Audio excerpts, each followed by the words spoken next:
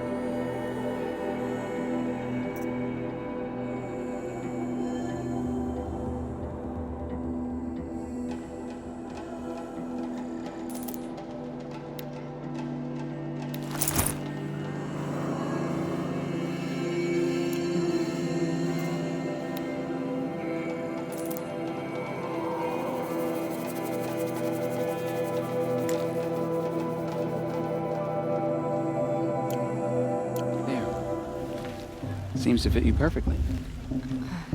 Thank you, Teb. I've never had anything like this before. Well, it's yours. I think you'll find it affords more protection than what you were wearing. Every outfit offers some advantage. It's always a trade-off. Anyway, I shouldn't keep you any longer. Head for the Matriarch's Lodge if you want to find Tirsa. You'll know it when you see it. A large wooden building with an angry mob waiting outside. Tirsa said something about envoys from another tribe? Yes, that's what the mob's angry about. Carja visiting our sacred land for the first time in years. I'd expect to see some tomatoes fly, maybe rocks. Hopefully not spears. In any case, be ready to duck. Hey, stop drinking your tea. I'm gonna be an uncle again. I could use another brew. Door two.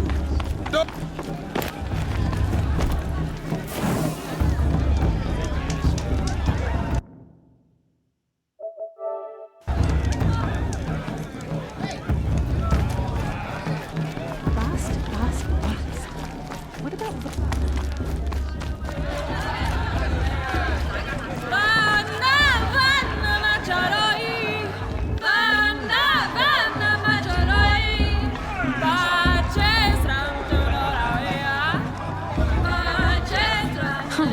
Nice.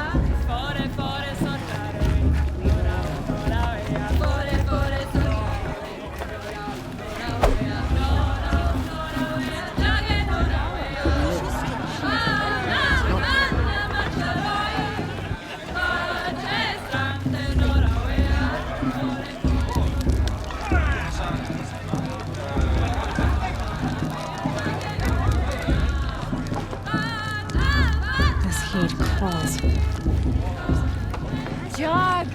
Get down from there! Bad enough you're drunk. Why do you have to go climbing houses? Oh, not supposed to go climbing on other people's roofs, huh? Listen carefully now. For you'll have to tell this when I'm gone. Get down! In the now! Oh, that's just what you want, isn't it? For me to fall on my head! People, machines, and beasts beasts, all were her children.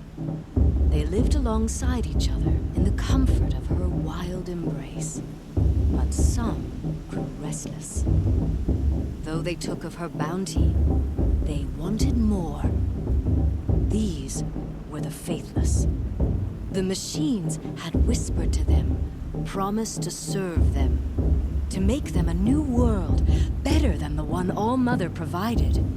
A world of metal. They told the Faithless they would do all the work for them. Feed them, shelter them, give them a life of ease, of plenty. And so, the Faithless left with the machines. Only the true children, the mothers and fathers of the Nora, stayed with All-Mother. At first, the machines did as they had promised. They built cities, great and terrible, monuments to their sins, but they would not serve the Faithless for long. A king rose up among the machines, a machine more powerful than any other, the Metal Devil. And then the Faithless served him, served the machines. That was not enough for the Metal Devil. He wanted all to serve him, and tried to tempt the true children away from All-Mother. They would not go. They gathered on the mountainside to cling to her and prayed, more devoted than ever. The Metal Devil raged louder than thunder. In his fury, he came to confront All-Mother, intending to kill her. She struck him down. Forever. As you know, for his lifeless body is up there still, frozen in shame and defeat. The machines were driven mad by the death of their king, and their minds became as wild as beasts. The Faithless abandoned their cities, forced to wander the world without the care of the machines. Only we remain the true children of All-Mother. We built all this with the hands that she gave us. Machines are to be hunted. Metal to be used for scrap, for craft. But never to be adored. And we stay true to her laws, resolute in our prayers, don't we? For the dangers are never over. Still the Faithless envy our sacred land and covet it. And year upon year, the machine's anger grows, searching for little Nora boys and girls who have not behaved. What? Is that a machine among us now? No, no. These old eyes are mistaken. Listen carefully now. For Nice. you'll have to tell this when I'm gone. I love this part. In the beginning, all life came from All-Mother. People, Aloy, over here. Karst? What are you doing here? Careful. Pretend like we've never met. I wasn't supposed to trade with outcasts in the wilds, remember? How could I forget? And how generous of you to talk to me now. Don't be like that. You know I'll be rooting for you in the proving tomorrow. Can't wait to see the looks on some of these faces when you win. And if you need any last-minute supplies, I'm your man. So, Mother's Heart. I thought you preferred the wilds. Well, man can't drink alone all the time, can he? Truth is, I get lonely once in a while. There, I admitted it. Don't think less of me. I won't hold it against you. If you give me a discount. You can't be. I'm joking, Karst. It's good to see you. Don't go soft on me. All right, let's do this.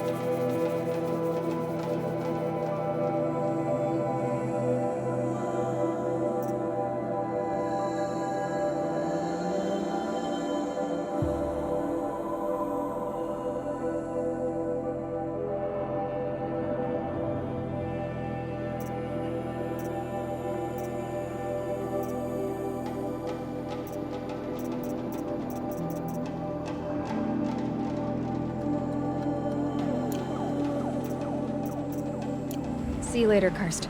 Good luck.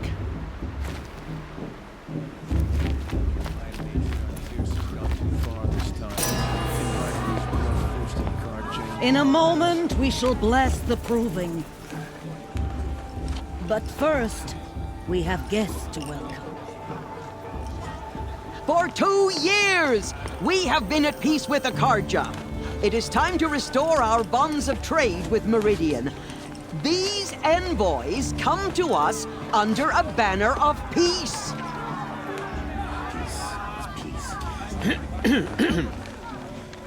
An enunciation of gratitude written Killers by the and hand slavers! of Yeah! Sun King of Killers and slavers!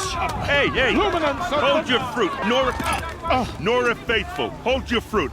Now I'm Azaram, not Karja, so I'll put it to you straight. The 13th Sun King was a murderous bung. Oh, he was. He was a tyrant and a monster. He raided my tribe for blood sacrifice, just like yours. My own sister was taken. I hated the Karja. But the 13th king is dead. 2 years now. Who killed him? The 14th. Not because he lusted for power, but because someone had to put an end to his father's atrocities. Yeah! The message that this poor priest means to read is an apology. Straight from the lips of the 14th king. So please, can't you lend him your ears? Thank you. An enunciation of gratitude written by the hand of Sun King Avad, 14th luminance of the Radiant Line. How am I supposed to enjoy myself with those bloodthirsty Karja faithless hanging about, profaning the land? Everyone's acting like these cursed Karja are modern guests. He's wearing a focus, just like mine. You have nurtured, take their places among your braves. You're the only other person I've ever seen wearing a focus. Where did you get yours? What? A Nora? Wearing one of these? That's impossible. Your tribe fears the old places, forbids them. Who says I'm like other Nora? Why, I guess you're not. If you've gone delving in the ruins of the metal world. What's wrong? Apologies. A malfunction. Oh, Lynn, you making friends with locals, are we? I'll come back. Wait. No, we'll talk later. Have to go. Whoa. Well, I guess he's more hungover than I thought. Hey, you got the same trinket that Olin has on his head. Since when did those become fashionable? His name is Olin? Who is he? And where did he get one of these? He's just a scrounger with friends in high places. Now, he spends half his time digging for artifacts, the other half drinking or dicing. As for the trinket, well, I guess he dug it up somewhere. Just a weird old jewel he sticks on his face. I mean, no offense. It looks great on you.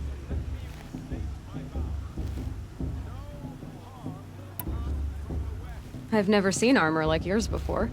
You've never seen Vanguard steel? Well, let me introduce you. Ring-locked, impact-protected, sturdy enough to choke a sawtooth. It has to be. The Vanguard of the Sun King's best. Life-takers and machine-breakers to a one. It might even give a Nora Warmaid like you more trouble than she can handle. With all that metal to slow you down? I doubt it. Yeah, hard to say. From where I'm standing, looks like a pretty even match.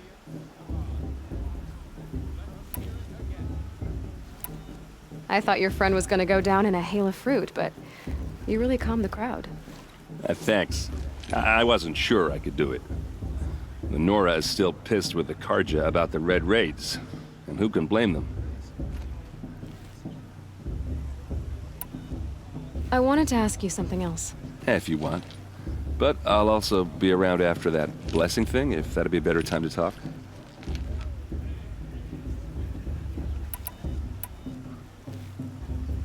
I never heard anything about Red Raids growing up. What were those? Your tribe was at war and you didn't even know? Were you kept hidden away? Did you have overprotective parents or something? I grew up as an outcast, shunned by the tribe. Oh, yeah, I've heard the Nora do that. That seems cruel, if you ask me. But even an outcast knows about the derangement of the machines, right? How they get deadlier every year? Well, the mad Sun King figured if he spilled enough blood to the Sun God, it would calm the machines. Didn't work. But for years, he raided the tribes and took captives for sacrifice. My sister among them. The Nora put up a good fight, but lives were lost. Your sister was taken captive and sacrificed. That's terrible. Captive, yes. Sacrificed, no. It takes more than a few Carja to finish Ursa. She got away, and now she's my captain. Captain of the entire Vanguard. Favored by the Sun King himself. How did she survive? Oh, that's a story, all right, but it takes a while to tell. Maybe another time over a drink or three? Or just come to Meridian and meet her yourself. I think you'd like each other. You're both rather, direct. You said the machines have been getting more dangerous every year. Yeah, I don't have to tell you that, right? First I've heard of it. Oh, sorry. I just assumed everyone knew. Well, the way I hear it, 15, 20 years ago, the machines weren't always pissed off like they are now. When a hunter came at them, they'd spook and run. So it was hard to take them down, but not dangerous, so long as he was smart enough to jump out of the way. But then the derangement starts up and everything changes. Now, when a hunter fires a shot, the machines snarl and charge right at him. A few more years pass and they start attacking people on sight. Going anywhere becomes a major risk. If that wasn't bad enough, entirely new kinds of machines start showing up. Bigger, meaner, and heavily armed. Like the Sawtooth. Yeah, 10 years ago, that one. But every couple of years or so, something worse comes along. Believe me. So what's making it happen? And no one knows. And the machines, well, they aren't telling.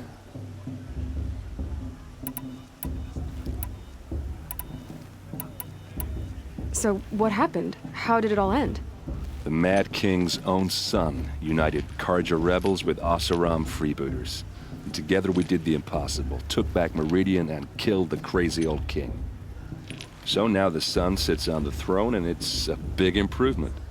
Under Avad, there's no more sacrifices, no more slavery. People from all tribes are welcome in Meridian now, even Nora exiles. You really should come visit. If the Carja have such a cruel history, how did you end up serving them? The last king and his men were butchers. But the new king wants peace. There's nothing cruel about that.